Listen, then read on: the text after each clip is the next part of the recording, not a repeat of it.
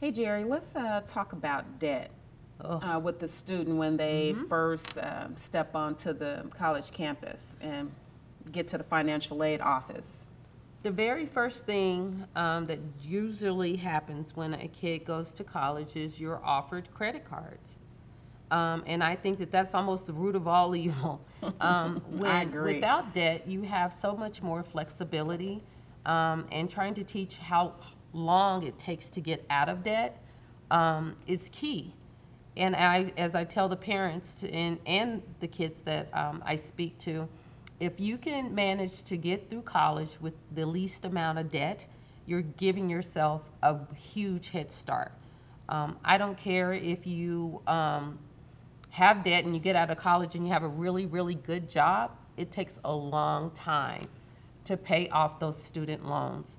So educating them about the temptation of them getting those credit cards, they're going to make it sound really, really good. Yes. But you need to make sure you're educating your student about how long and how hard it is to pay off that debt, and that those that don't have debt have flexibility that other people don't have. So you can take a lower paying job if you don't have debt, but if you do have debt, then you're trying to maintain a roof over your head, being able to provide for yourself, but then you've got this noose around your neck, so to speak, which is the debt.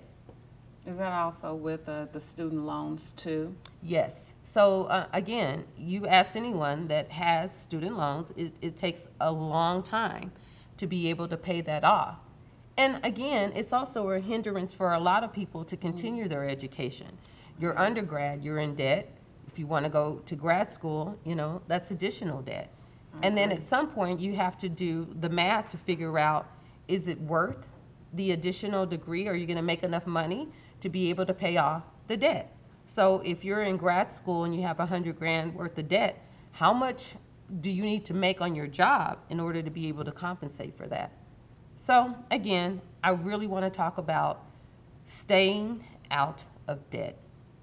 If you are in debt, I think that the best thing that you can do is come up with a plan to get out of debt.